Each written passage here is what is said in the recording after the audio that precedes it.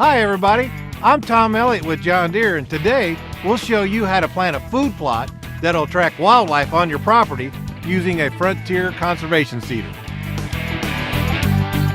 For this project, we're matching our Frontier CS1384 conservation seeder with a John Deere 5115M utility tractor. It packs 115 engine horsepower and includes the standard 16 forward, 16 reverse power reverser transmission.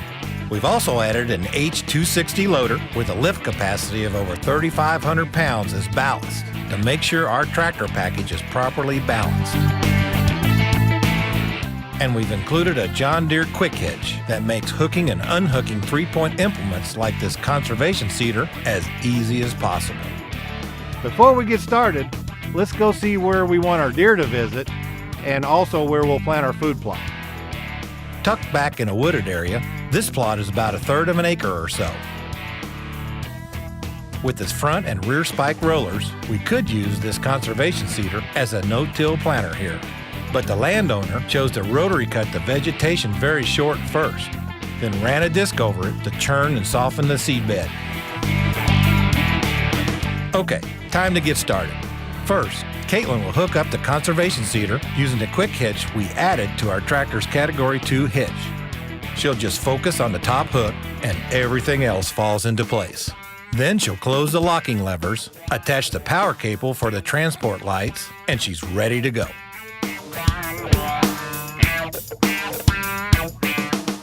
Next, we're ready to seed. The Frontier conservation seeder allows you to choose from 4 possible seed box configurations for large seed, small seed, native grass, and fertilizer options. A calibration chart is included for calculating the proper seed dispersal rate based on the type of grass seed being used. The seed rate is adjusted by using the knob on the right side of the seeder. It controls the fluted roll in the seed box. For this food plot, we'll be seeding a combination of alfalfa, chicory, and ladino clover. We call it the whitetail buffet.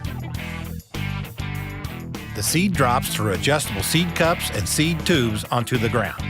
Front and rear spike rollers help prepare the seed bed and provide the power on this ground-driven machine.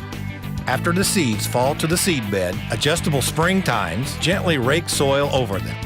Finally, the rear cultipacker firms and levels the seed bed, creating good seed-to-soil contact. We start by seeding the edges and headlands so Caitlin will have room to turn the tractor around and keep track of where she's seeded.